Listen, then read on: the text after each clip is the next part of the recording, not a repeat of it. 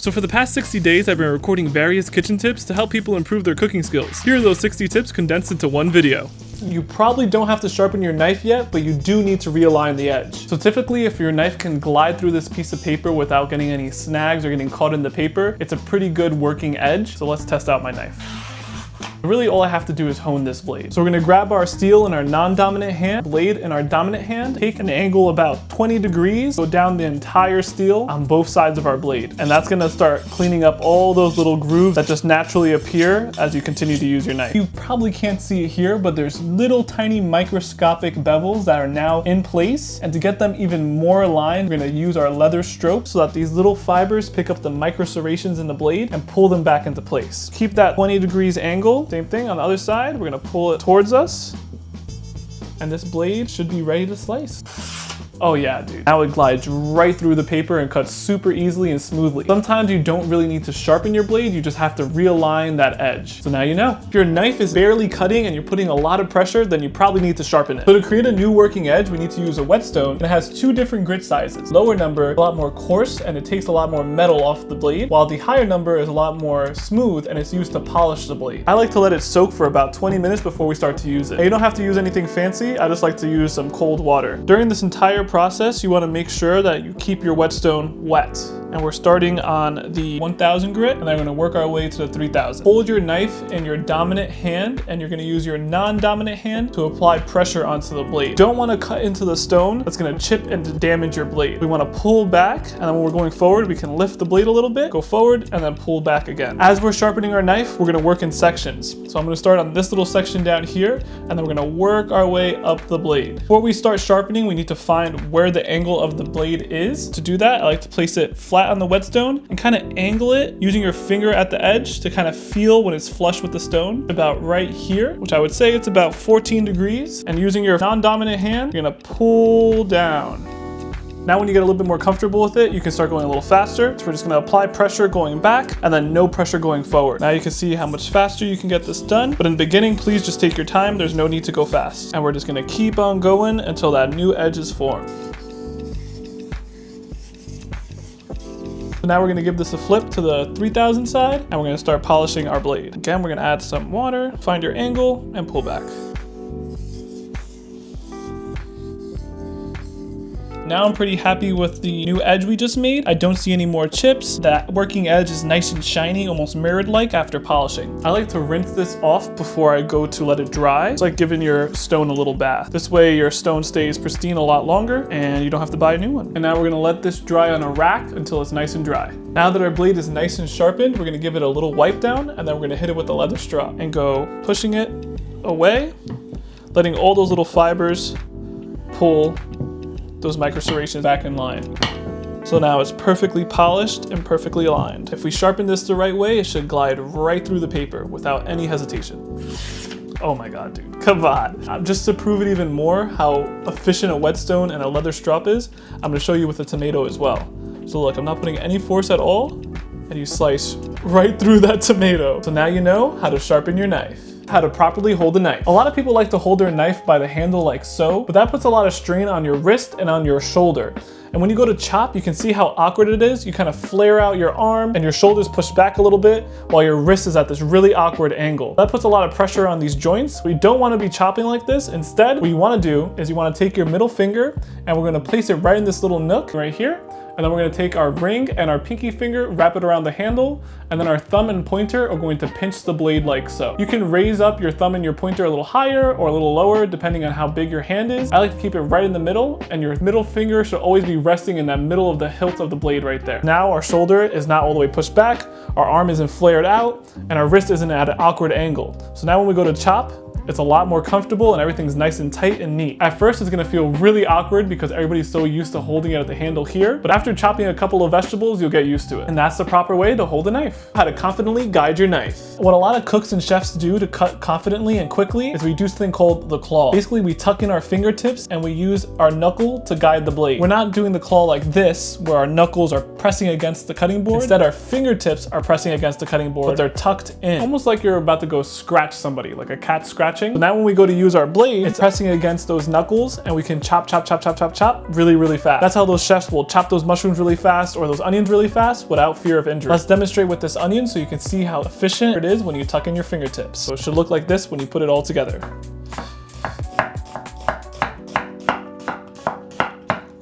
As I was cutting the onion, you saw me bring my claw backwards, but I never released it from the onion. Now you have this perfectly chopped up onion in a matter of seconds. So now you know how to confidently cut with your knife.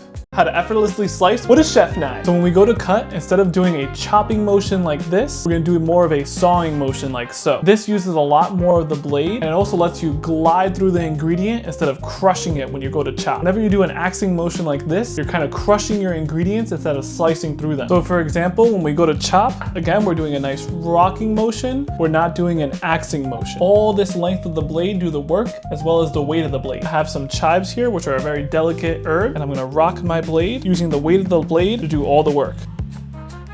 There's barely any pressure that I'm applying to these chives right now. And now we have some beautifully cut chives. And this is why it's so important to use the slicing motion instead of a crushing motion, because now they're super light instead of being crushed down and wilted. Now you know how to easily slice through ingredients without getting them crushed. Why your cuts should always be uniform. Unless you're working in a Michelin restaurant, all your ingredients don't need to be perfectly equal in size, but they do still need to be somewhat uniform. For example, take these baby potatoes. If I take one and chop it up like so, but then leave the other half whole like this bigger half is going to take a lot longer to cook and it might be raw by the time that these little guys are already done roasting. These are not all perfectly the same size, of course, but they're still somewhat uniform so that they all cook within the same amount of time. So if I have cuts that are small like these and then cuts that are big like this, it's going to mess up the overall cooking time for both. And this goes for everything. This goes for chicken, this goes for steak, this goes for proteins and vegetables in general. There's no need to break out a ruler to make sure every single little potato is the same exact size. As long as they're somewhat uniform, you should be golden. And that's why it's so important to keep your cuts uniform.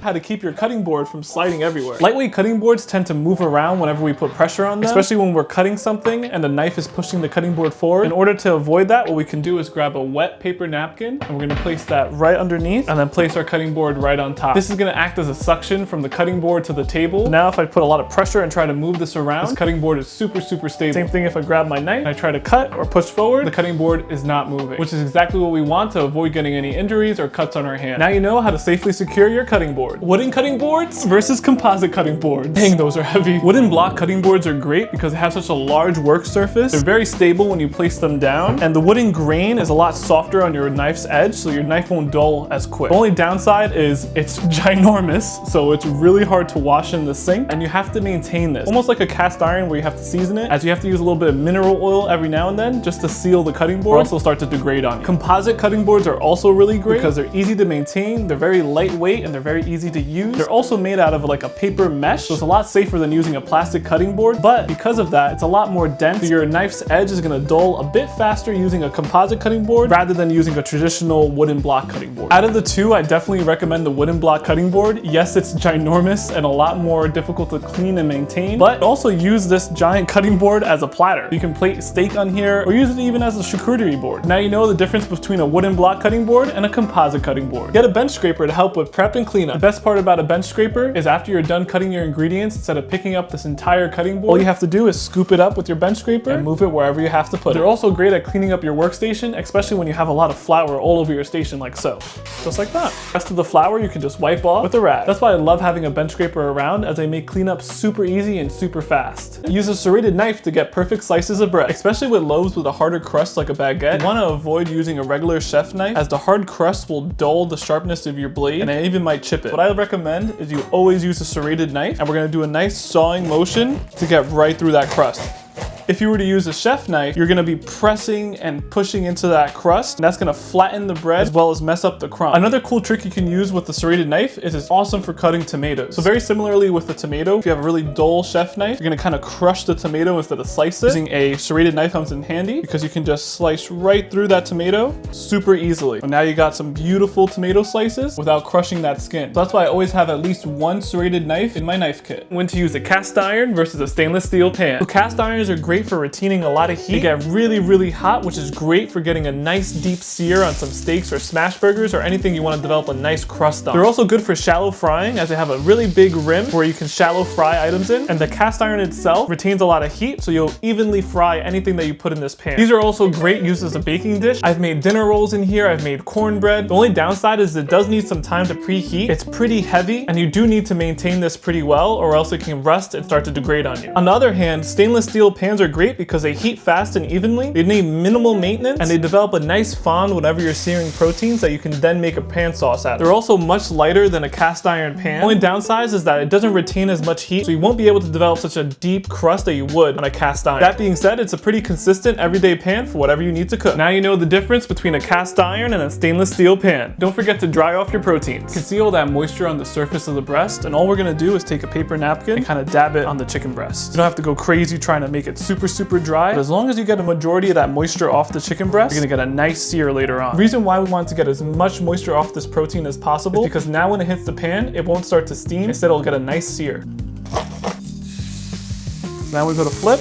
We got a beautiful sear on our chicken breast. Now I'm only doing this to get a nice sear on the chicken breast, and then we're gonna finish it in the oven. And the other side of our chicken breast is beautifully seared. Removing that moisture before we seasoned it up and cooked it really gave it a nice sear. Now we can go finish it in the oven. So now you know why it's so important to remove the moisture from your proteins. If food sticks, then your pan isn't ready. The reason a lot of people have trouble with their cast iron or their stainless steel pans is because they're not letting it preheat before they add in their ingredients. Stainless steel especially is very porous and sticky when it's cold. If you put an ingredient in here right now before preheating it, it's gonna stick right to this pan. But when we preheat the pan, those pores close up and the pan itself becomes almost like this evenly heated non-stick surface. So I'm gonna turn my pan on medium heat, and we're gonna let this preheat for about 30 seconds before we add in any oil. Some people like to do the Leidenfrost effect with some water. And basically what that is once your pan gets hot enough, it'll create kind of like a steam jacket for the water droplets to roll around. And as you can see, the water droplets are dancing around and rolling around. But the problem with that is that the effect happens from 380 degrees Fahrenheit and above. So you don't know if your pan's at that 380 degrees Fahrenheit, or it could be at 500 degrees Fahrenheit, which is way too hot to sear anything, as you'll burn your ingredients before you get a proper sear on. Instead, we're gonna add some oil into the pan and wait for it to shimmer. And you can already kind of see it shimmering. You can kind of see those little ripples in the oil. Now that our pan and oil is properly preheated, we're gonna add in our protein.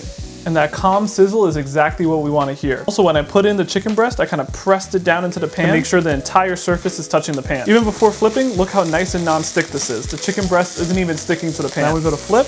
We got a beautiful sear on our chicken breast. And again, nothing is sticking because we properly preheated this pan as well as the oil. And now the other side is nice and seared. So now you know why it's so important to preheat your pan and oil before you go to cook. Start in the pan and finish in the oven. Whenever I'm cooking large proteins like this chicken breast, I like to start it on the pan to get a nice sear, and I like to finish it in the oven because it's a lot easier to control the temperature in the oven and get a nice cook on this chicken. If I were to try to finish this on the pan, the chicken would cook unevenly on both sides and become very, very dry. So now we're gonna take this chicken breast and we're gonna pop it in the oven. Now we have this beautiful crust. The chicken breast stays nice and juicy and moist instead of getting overcooked in the pan. And just look how juicy this piece of chicken is. You can even see the juices running down my finger. And that's why it's so important to sear first and then finish in the oven. Use a rack to finish your dish. The reason why I like to finish things on a sheet pan with a rack attached is because now the bottom gets the same amount of circulation as the top, resulting in an evenly cooked ingredient. If we were to put this chicken breast on this sheet pan without the rack, the bottom would cook a lot faster than the top, as the bottom is closer to the heat source of the oven, resulting in the bottom being super dry while the top is a little bit more moist. And this goes for everything I finished in the oven. Not only a chicken breast, but also a steak or a pork loin. Any protein that I seared off and then gonna finish in the oven, I always like to place it on a rack so that it cooks evenly. So now you know why it's so important to finish things on a rack. Don't clean your pan after you're done searing. So I just finished cooking these delicious chicken thighs. On the bottom of the pan, you can see all this brown stuff is known as the fond. And this is just stuff that sticks to the bottom of the pan when you cook your chicken or your steak. So instead of losing all this flavor by throwing it in the sink, we're gonna make a delicious pan sauce out of it. To start, we're gonna add some aromatics. Here I have some garlic, and we're just gonna lightly saute that inside the fond until it becomes really aromatic. So right now it's super fragrant. I'm gonna add in some white wine. You can use whatever liquid you like or alcohol. I like to use white wine whenever I'm making a chicken pan sauce. And we're gonna use this to deglaze the pan. So right as soon as we add our wine to our pan, we're gonna use our wooden spoon to really scrape that fond off the pan. And don't worry, you're not gonna get drunk off this sauce, as we're using this wine basically to lift up all that fond off the bottom of the pan. So what we did right there was called deglazing the pan. And all we did is we used any liquid. It can be an alcohol, like I said, it can be wine, it can literally be water, just to lift that fond right off off the bottom of the pan. Typically, I like to use wine because it imparts a nice subtle sweetness to our sauce, and that little bit of acidity really balances it out. So now most of the wine has dried up, and we're gonna go in with some stock. And we're gonna let that chicken stock simmer and reduce by about half. And this is just layering flavors on top of each other. Now that our sauce has reduced by about half, we're gonna turn off the heat, and we're gonna add in about a tablespoon of some cold butter. You wanna make sure to do this all off the heat so that the butter can emulsify well into the sauce. In cooking terms, this is known as monter au beurre, which just means to mount with butter. A lot of French sauces are usually finished with some butter, and it just makes the sauce super velvety. So we're just gonna keep on swirling in that butter, and you can see our sauce is getting thicker and thicker as the butter melts in. To finish it off, I like to put some herbs in here, so we're just gonna brighten it up with some parsley. And our pan sauce is ready. Now you have this flavor bomb of a sauce that you can pour right over your chicken. Look at how good that looks. This is so good. And this is why it's so important to save the fond instead of wasting it in the sink. Now you know how to make a delicious pan sauce. I'm gonna go finish this in the back.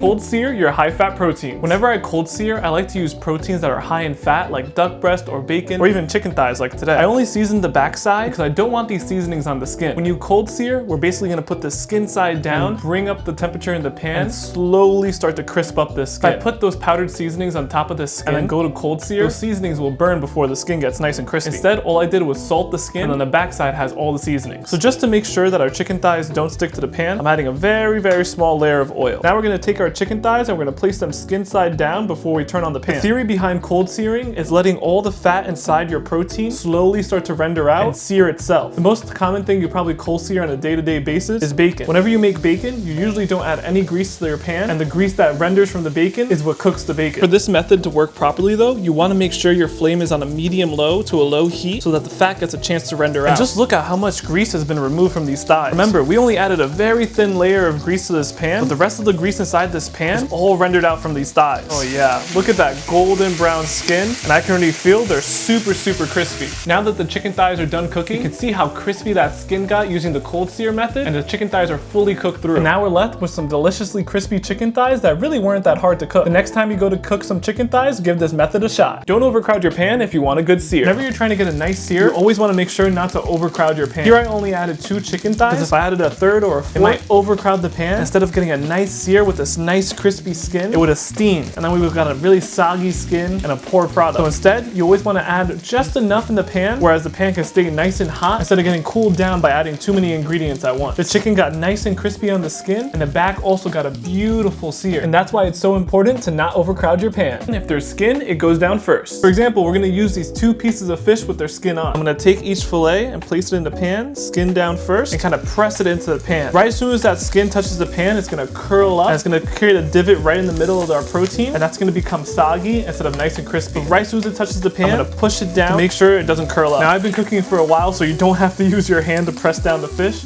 You can use a pair of tongs, a fork, a spoon, anything to apply pressure to your protein to push it down into the pan. Since we put in our protein skin side down first, it developed a nice sear and was able to fully cook through while the skin got nice and crispy. This technique applies for anything with the skin on. It could be chicken breasts, chicken thighs, duck breasts, fish, whatever has skin on and you're going to sear, always want to put it in the pan first so it develops a nice crispy crust. So now you know why it's so important to put the skin down first. The ideal temperature to roast at. Whenever I go to roast items, whether it be vegetables or proteins, I always like to roast them at 400 degrees Fahrenheit. You can go even higher if you're trying to get some color on like a roasted chicken. You can start it off at 450 degrees Fahrenheit and then bring it down to 400 to finish cooking. But my overall ideal temperature for roasting items is 400 degrees Fahrenheit. The reason why is because that temperature lets these potatoes get a nice color on them, and by the time they get that nice color, they're fully cooked through. If we were to roast these at 350 degrees, they would cook through, but they would be very pale and they wouldn't have as much color on them. And that nice caramelization is what gives us more flavor. Let's give these a roast so you can see what I mean.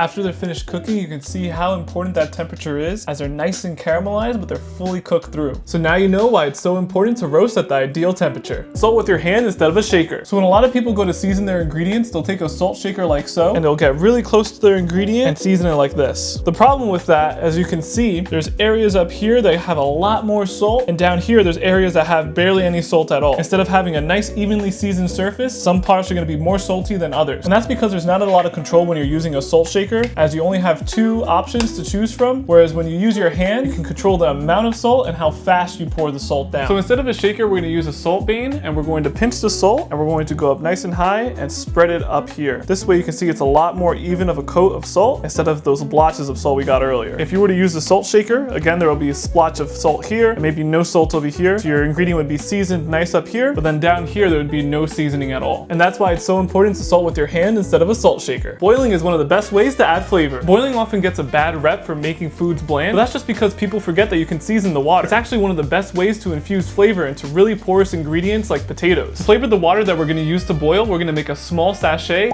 using a coffee filter. Typically, you would use something like cheesecloth to make this little bundle, but a lot of households don't have that. Inside, I'm gonna add about 4 cloves of garlic, some peppercorns, a bay leaf, and some sprigs of rosemary. Now you can fill your sachet with whatever ingredients you like, but today I'm trying to impart some potatoes with a garlicky flavor to make some garlicky mashed potatoes. Now to close this up, we're gonna bundle it all up, making sure it's nice and tight. And now we have a little bundle of aromatics that we can pop into our boiling liquid. I like to let the sachet infuse in the water for at least 10 minutes before we add the ingredients we're gonna cook in there. This way it gets a chance to really season and flavor our water. Whenever I go to salt the water I'm boiling in, I always like to make it almost as salty as the ocean. So I'm gonna do about 2 big scoops of salt right into our water. And now we're gonna go in with our potatoes.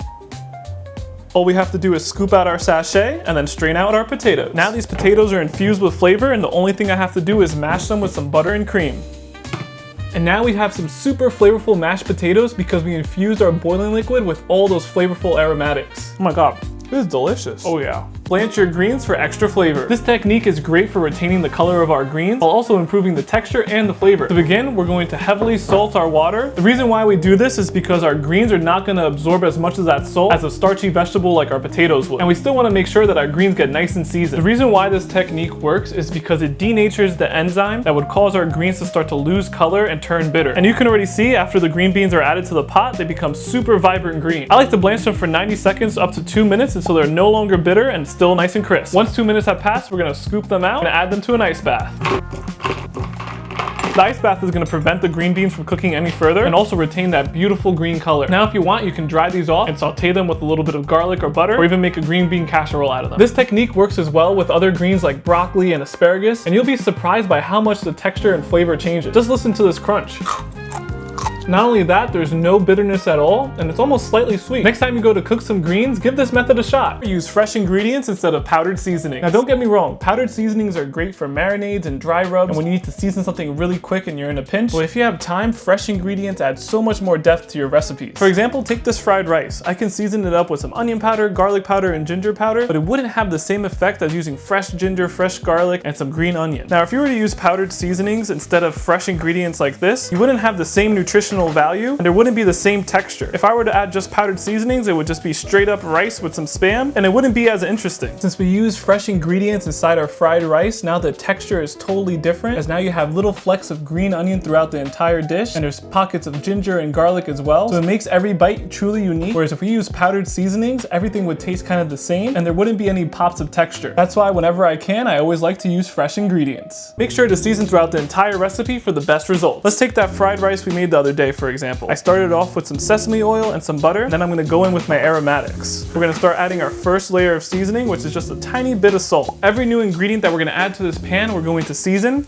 so at the end it all comes together in one big flavorful bite. Now we're gonna go in with some Spam, and for this stage, we don't have to add any salt because Spam itself is already pretty salty, so we don't really have to season it. Keep that in mind whenever you're building a sauce and you go to add, say, Parmesan or you're adding some anchovy fillets. There's some ingredients that not only impart flavor, but also add some saltiness. Now we've already made 3 layers of flavor, and then we're gonna go add in our rice. Now at this stage, we're gonna add in some soy sauce. Soy sauce is already pretty salty, and it's also gonna add this umami taste to our rice. Now our rice is well seasoned using that soy sauce, and every ingredient we added in here, we seasoned with a little bit of salt. So now the fried rice as a whole is well seasoned and super flavorful. And at the end, you'll be left with a well seasoned dish. Acids are one of the most important tools in your kitchen. Acids do 3 very important things. They brighten up your dishes, they bring balance, and they cut through all that richness. And you pretty much already use these on a daily basis. But not all acids are the same. White vinegar is super sharp, so it's great for marinades or pickling vegetables. Red wine vinegar has a deeper flavor, so it's great for making pan sauces or making vinaigrettes. Apple cider vinegar is a little bit more sweet and mild, so it's great used in slow cooking methods like braising, as well as vegetable slaws. Rice vinegar is very light and delicate, so it's great used in sushi or very delicate Asian sauces. Lastly, citrus like lemons and limes are great for grilled meats, fish, and veggies, and they're also kind of like a jack of all trade, as they're not too acidic and they balance out an array of dishes. And that's why acids are so important in making your dishes stand out. Use acids to balance out fats. The best way to explain this is when you go to make a vinaigrette. When you make a vinaigrette, you're always trying to balance out the amount of oil you use compared to how much acid is inside your vinaigrette. Some people like to do a 3-to-1 ratio of oil to acid. Some people like to do a 2-to-1. Some people like to do a 1-to-1. But to be honest, I don't use a ratio at all. And instead, we're going to taste our vinaigrette as we're making it. And if it's a little bit too flat, we're going to add more acid. And if it's a little bit too sharp and acidic, we're going to add more oil. Now, some people really like a super acidic vinaigrette, so they might do that 1-to-1 ratio. It really punches you. And other people like a little bit more mild, so they might do that 3-to-1 ratio. It all depends on what you like and how you like to eat your food. But if you're trying to achieve balance in your recipes, you always want to keep on tasting it and seeing if you should add a little bit more acid or a little bit more fat to really bring some roundness to your dish. Toast your spices for more flavor. To do this, we're going to toast them on a medium-low pan for about a minute until they become super fragrant. As you're toasting your spices, you want to make sure to move them around every now and then so they don't burn on you. And basically what happens when we toast our spices, the essential oils will start to release, become really, really fragrant, and the spices will dry out a little bit, which makes them way easier to grind later on. So right now, these spices are super fragrant, as I can smell them all the way over here, and I don't even have to get that close. Once your spices are toasted and super aromatic, you can pop them into a mortar and pestle or use a spice grinder if you have one. As I'm grinding up these spices in this mortar and pestle, I can already smell how nice and fragrant they are. After you're done toasting and grinding your spices, you'll be left with a super flavorful seasoning that's sure to pack a punch in your next recipe. Understanding umami. Umami is one of the 5 basic tastes that is sweet, salty, sour, and bitter. It's often described as what makes food savory but not salty. Umami comes from glutamates, which are naturally occurring compounds found in certain ingredients. For example, take this kombu or bonito flakes. They're both naturally packed with umami, and then when you combine these two, you get dashi, which is essentially pure umami broth. That's the reason why whenever you enjoy a bowl of miso soup, it tastes super savory even though there's no meat inside of it. And the same thing applies for soy sauce. During its fermentation process, the glutamates start to concentrate, and that's what gives it that deep savory flavor. And then there's MSG, which gets a bad rep for being unhealthy. It stands for monosodium glutamate, and it's literally just the isolated compound that gives you that umami taste. It's the same exact thing that's found naturally in tomatoes, parmesan, mushrooms, but it's just purified, which makes it much easier to add to dishes that just need a little touch of umami to them. When a dish tastes flat and it doesn't need any more salt, it often needs a little bit of umami. Utilize ingredients that season and add flavor. So ingredients like this parm, anchovies, and soy sauce not only impart a delicious umami flavor to your dishes, but they also season it because they have a high concentration of salt. For example, when you go to make a Caesar dressing, you oftentimes don't have to add a lot of salt because the anchovies are packed with salt as well as the Parmesan cheese. When you add these two together, you barely have to do any seasoning as they have so much salt and they have that deep umami flavor as well. Same thing applies when you're making sauces with soy sauce, as there's so much salt concentrated in here that you don't have to add any more seasoning. For example, when I go to make a teriyaki sauce, I add no salt, and when I'm making a fried rice, at the end when I'm finishing it off, instead of using some salt, I use some soy sauce. So the next time you go to cook, really pay attention to the ingredients you're adding to your dishes, as some will not only impart flavor, but also season them. Boiling pasta water won't stop pasta from sticking. It's a common myth that adding oil to your pasta water will prevent your pasta from sticking. Instead, right as soon as you add the pasta to the boiling water, give it a good stir. As right as soon as your pasta hits the water, it starts to release starches that will act as a glue, making your pasta stick together. And this starch is released the most during the first minute or two of the pasta boiling. That's why if you give it a good stir during those first few minutes of cooking, your pasta won't stick.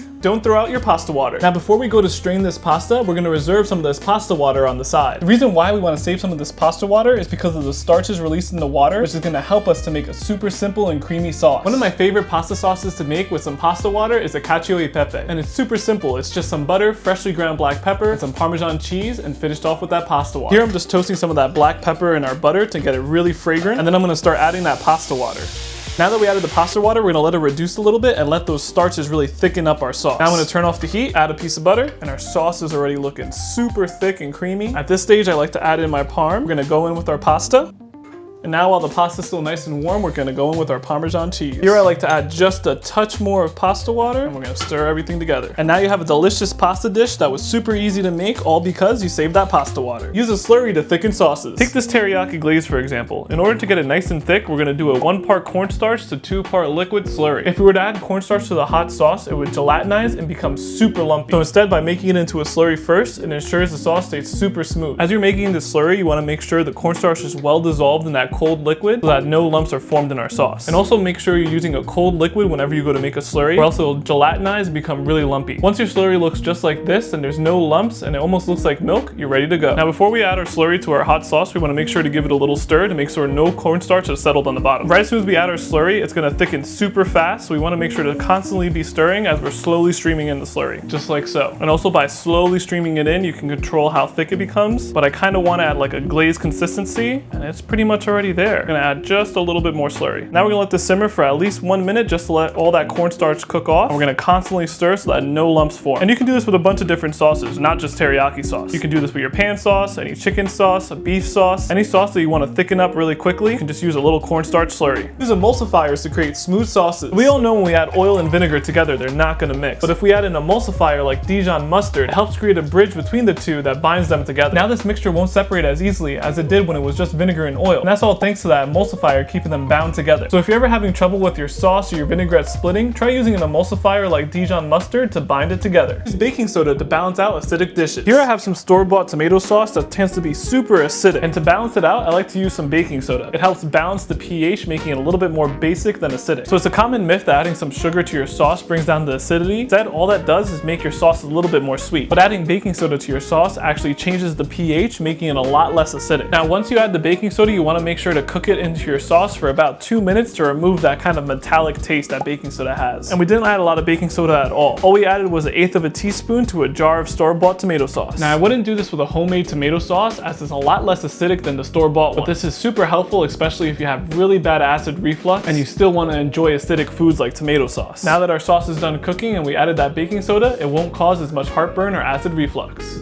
How you crack an egg affects more than just the shell. Often when people go to crack an egg, they'll take their egg and they'll crack it on the side of the bowl. But what happens there is some of the eggshell might fly into the bowl and you might puncture the egg yolk, which is a problem if you're trying to keep it whole. And you can see some of that eggshell fell into the bowl when we went to crack it against the edge of this rim. So instead of cracking the eggs on this rim, what I like to do is take 2 eggs and crack them against each other like so. This way, if any shells fly, they fly onto the table instead of into the bowl. And it makes for a more even cut through our egg, which is easier to break into our bowl. Now, if you're only cracking 1 egg at a time, what you can do is you can crack it on a flat surface. That'll have the same effect as cracking it against another egg, and no shells will fly into your bowl. Different boil times create different eggs. So when you go to boil your eggs, there's 3 times you want to keep in mind. 6 minutes for a soft, runny egg yolk, 7 minutes for that medium custard-like egg yolk, and 8 to 9 minutes for a hard-boiled egg. Once the eggs are done, I'm going to run them under some cold water and split them open. You can see the one that we cooked for 6 minutes, the egg yolk is nice and runny, but the egg whites are nice and fully set. The one we cooked for 7 minutes is also slightly runny, but the yolk is a little bit more set and the egg whites are fully set as well. And the one we cooked for 8 to 9 minutes, the yolk is fully set and slightly kind of custardy and jammy instead of being super overcooked and becoming chalky. Keep these times in mind the next time you go to boil some eggs. Use proper ratios for the perfect rice. After washing your rice, the most important thing is using the right ratios of water to rice. Here I'm using a long grain jasmine rice, which is important because each rice has a different water ratio that's required. For long grain rices like this jasmine rice, I typically do 1 2/3 cups of water to 1 cup of jasmine rice. For medium grain rice, I'll do 1 cup of rice to 1 1/3 cups of water. And for short grain rice, I'll do 1 cup of rice to 1 cup of water. Once it begins to boil, we're gonna let some of that water evaporate for about a minute before we cover it and let it simmer for about 15 minutes. Now by following those ratios, you'll be left with a beautifully fluffy rice. Let rice steam for the best results. Oftentimes when people are finished cooking their rice, they'll open up this lid and all that steam will be let out, which is gonna mess up the final texture of your rice. Instead, once it's done cooking, we're gonna leave the lid on and we're gonna let it sit for at least 5 minutes so that the steam can settle and the rice can truly finish cooking. This way your rice becomes nice and fluffy by the time you go to open it and give it a taste. Don't peel your potatoes if you're gonna roast them whole. To get the most flavor out of my sweet potatoes, I like to roast them whole with the skin on like this. This way all the moisture and sugars concentrate inside the potato instead of leaking out. This improves the flavor of your sweet potato drastically and makes it slightly sweeter. And it isn't a hassle to peel them once they're done roasting, as the peel will slide right off. I love doing this technique whenever I'm making a sweet potato casserole or eating them whole like this as a little treat, as the flavor is totally different and so much more concentrated. Peel ginger quickly with a spoon. Ginger is filled with these little fibers that make it really hard to peel when using a peeler. So instead we're going to use a spoon. By using a spoon, there's nothing for the fibers to get caught in and the peel glides right off. Give this method a shot the next time you go to peel some ginger. Using a Y peeler makes peeling a breeze. I always tend to use a Y peeler whenever I go to peel potatoes, apples, or whatever I'm trying to remove the skin from, as they're a lot more ergonomically designed and they're better for your wrist and on your shoulder. The blade is also sharpened on both sides, which allows you to peel forward and backward at the same time. They also give you a lot more range of motion whenever you go to peel, as I can start peeling the potato from the top as well as the bottom, and then do long strokes down the entire potato and peel this in seconds. And also this little attachment right here is great for scooping out the eye size of the potato, just like so. Compared to a swivel peeler, which I would be here for a longer time and putting a lot more pressure on my wrist. That's why I always keep 1 or 2 Y peelers around. Melon ballers are great at coring apples. When people go to core an apple, they'll cut around the core, or they'll use an apple core and go straight down the middle. Then you lose a lot of the apple flesh. So instead, what I like to do is cut the apple in half and use a melon baller to get the core out. This way, a lot less of the apple goes to waste, giving you more product to work with. I love doing this whenever I'm making like an applesauce or an apple pie that requires a lot of apples, so I don't lose as much product. Use overripe bananas to ripen other fruits. All fruits, including this banana, produce ethylene gas, which is a plant hormone that causes them to ripen. As the banana continues to ripen, it's going to get darker and darker and release even more ethylene gas. So what I like to do is save one banana that's really overripe and store it with other fruits I want to ripen quickly, like this green banana or this rock hard avocado. Place them into a brown paper bag along with that one overripe banana. This way the ethylene gas gets trapped inside the bag, but there's still enough airflow that no mold will form. Now we're going to seal this up and leave it in a dry room temperature spot for about a day or two so that ethylene gas can work its magic. After sitting in this paper bag overnight, the avocado is a lot softer and easier to work with, as that ethylene gas that was produced was trapped inside the bag, making the avocado ripen a lot faster. And compared to yesterday, today it was so much softer that I could even mash it up with a spoon. Use lemon juice to stop your fruits from browning. So in order to prevent things like apples and pears from browning, I like to dunk them in a little bit of acidulated water. And what that is any type of acid mixed with water. For instance, today we're going to use lemon juice, as it doesn't impart too much flavor to our fruits and it keeps them from oxidizing as quickly. If you wanted to use a vinegar, I would use something like apple cider vinegar, but I would stay away from things like red wine vinegar or regular white distilled vinegar. As you can see, the apple half that was dunked in plain water browned a lot quicker than the other half that was dunked in some acidulated water. Keep this in mind the next time you have some sliced fruit that you don't want to brown as quickly. Use sugar to unlock citrus oils. Whenever a recipe calls for some citrus zest like lemon zest, I like to rub it into some salt or sugar to really extract all those essential oils. This allows the oils within the citrus zest to really wake up and become even more pronounced. Say you're going to make some lemon blueberry muffins or even some lemonade. By doing this first with the zest, the lemon flavor will be so much more aromatic and flavorful. And this works in savory applications too. Say you're adding a little bit of lemon zest to finish off a sauce, you can rub it into a little bit of salt and add it to your sauce. Most efficient way to dice an onion. So there's a ton of ways to chop an onion, but this method is the most efficient way I've found, especially if you're just going to add it to a soup or some sauces. To start, I like to chop a bit off the top of the onion so that it lays flat on top of the cutting board, allowing us to cut it in half without it wobbling. Then I like to chop off a little bit of this root so that we don't drag all this dirt that's stuck in the root throughout our entire onion. I'm not going to take off the entire root, just the top part, because the root is important in keeping the rest of the onion together. As you can see, the onion has layers coming down, starting from the root, going all the way up in a circle, and we're going to use that to our advantage. So instead of wasting time slicing the onion horizontally like this, then vertically like this, and then finishing it off like that, we're going to follow the natural curvature and layers of the onion to do this even faster. As I'm making these slices, I'm pulling my knife back so it doesn't go fully through the onion and cut through the root. That way the root is holding it all together. As you can see, I did those cuts kind of on an angle, following the curvature of the onion. I also left the majority of the root on so that the onion stays held together. Now when we go to finish this onion, we're going to get a nice quick and even dice. How to cry less when chopping onions. So there's two things you want to keep in mind if you want to cry less when chopping an onion. First, you want to make sure your knife is nice and sharp and there's no dull edges on your blade, or else the knife will crush into the onion instead of slice through, causing those compounds to spray out into the air and making your eye start to tear up. Second, those compounds like to go straight for the most moisture around them, and that's usually your eyes. So to prevent that, I like to keep a little dish of water right next to my onion as I'm chopping it, so that those compounds fly into the water instead of straight into my eye. Now, both of these methods won't fully prevent you from crying, but it will definitely lessen the impact it has on your eye. Give it a shot and see if it helps you out. And how to quickly peel garlic. Now, there's two methods I found that peel garlic extremely fast without you having to tug at the skin. The first is to use the side of your blade and give your garlic a little whack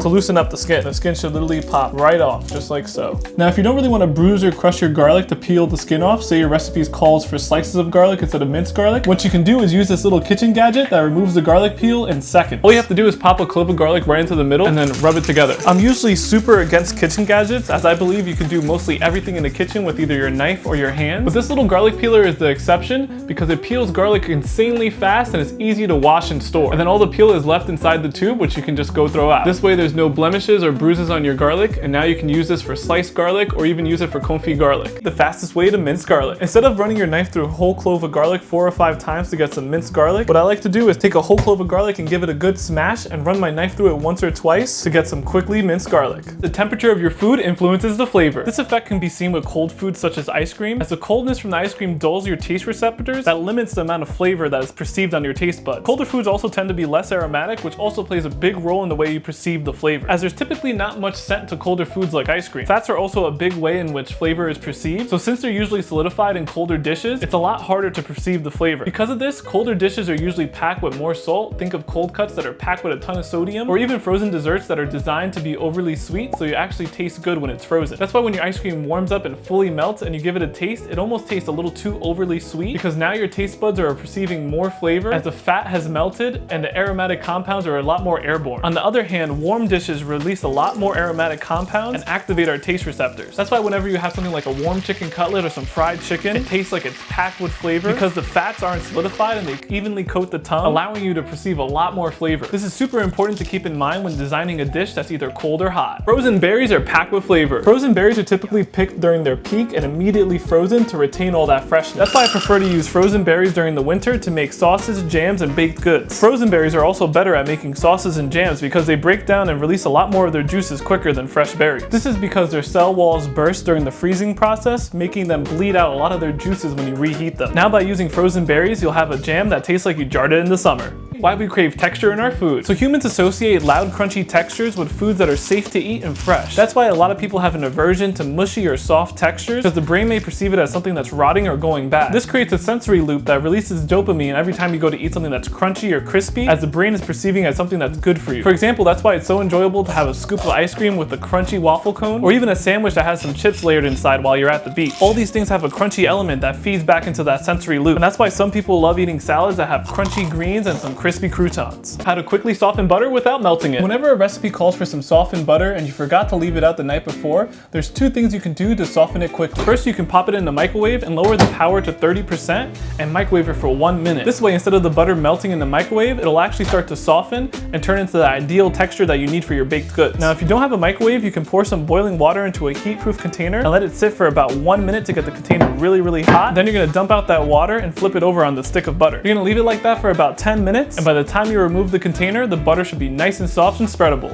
Use cheap spirits to make extracts at home. Here I have a cheap 80 proof vodka that you can use to make any type of extract you want. And I'm gonna show you how to do that using some lemon peels. I rinsed these lemons under some cold water and I let them dry, and now we're gonna peel them to make our lemon extract. And as you're peeling these lemons, you wanna make sure to get as little pith as possible, or else our extract is gonna taste really bitter. And if there is a little bit of pith left behind on the peel, you can slice it off with your knife on the edge of a cutting board just like so. Now we're gonna place all the peels inside of a jar and cover it with that cheap vodka, and we're gonna let it sit for about 4 weeks in a cool, dark space so that the alcohol can extract all the flavor from the peels. And you can do this with a bunch of different fruits, spices, and even nuts. You can truly make so many different types of extracts with this method, and all it takes is a little bit of time and patience. Use a food processor to make peanut and almond butters. Here I have some almonds that I toasted at 350 degrees Fahrenheit for about 10 minutes until they became super fragrant. The reason why we did that is to draw some extra flavor out of the almonds, and it'll also improve the texture of our almond butter later on. And you can do this with any type of nuts. You can do this with peanuts, pistachios, hazelnuts, but today we're gonna do some almonds. The friction from the blades of the processor is gonna slowly warm up the almonds and help break down those fats stored inside, turning them from these crunchy almonds into a smooth almond butter. The texture is gonna go from this crumbly, almost flour-like texture into butter the more and more you keep on processing it. It takes about 8 to 10 minutes in general to go from whole almonds into almond butter. After about 8 minutes of processing, your almonds should have broken down entirely and almost look exactly like almond butter. At this stage, I like to add about a 1/4 teaspoon of salt and continue blending for about 2 more minutes. At this point, once the almond butter is done, it's gonna be very warm due to the friction from the blades. So what I like to do is place it into a jar and let it cool down before I put a lid on it. And then you'll be left with a tasty almond butter that only took 2 ingredients. Make infused oils to boost the flavor of your dishes. To infuse my oils, I like to use aromatics like rosemary, thyme, garlic, and sage, as they impart so much flavor to your oil. And then we're gonna turn the heat on medium-low and let that cook for about 20 to 30 minutes, letting all those flavors infuse into the oil. After about 20 minutes of letting this oil infuse on a low heat, all the garlic has confit and all the herbs have released all their aromatics into the oil. At this point, I like to remove all the garlic confit and save it for a future dish while leaving all the herbs inside the oil. You can also strain out the herbs, but I find that leaving them in the oil allows them to impart much more flavor as they continue to infuse into the oil. I'll let these herbs sit in this oil for another 2 days so they really infuse into this oil, and then you can use them for marinades or salad dressings, whatever you like.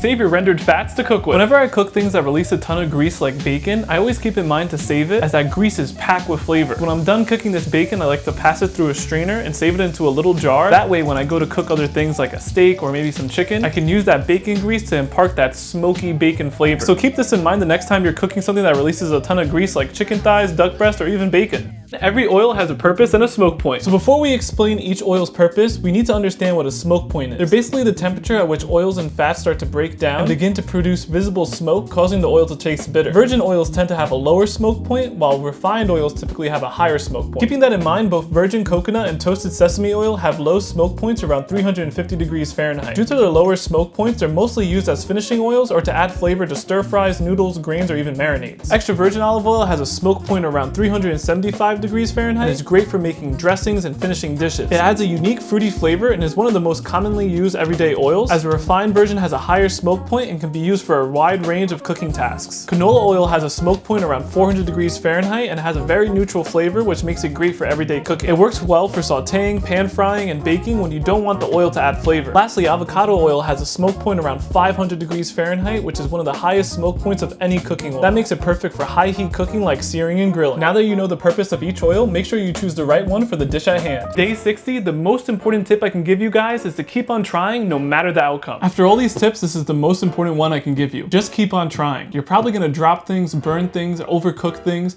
and you're probably even gonna burn yourself. Trust me, I have the scars to prove it. But what matters most is to keep on trying. If I didn't burn all those steaks at my first restaurant job, I would never know how to perfectly cook a steak. If I didn't break all those sauces in culinary school, I would never know how to fix them whenever they split. And if I didn't mix ingredients that have no business being together, I would never learn flavors that actually work together. Failing is honestly one of the best things you can do in the kitchen and in life, because it actually means you're trying. Behind every failure, there's a lesson to be learned. So go try that recipe. Even if you mess it up, you'll become a better cook because of it. And that's what cooking's all about. It's just a bunch of trial and error. So keep on trying and don't be afraid to mess up. I just want to say thank you guys so much for following along for these 60 days. Now go try your hand in the kitchen and make something delicious. Peace.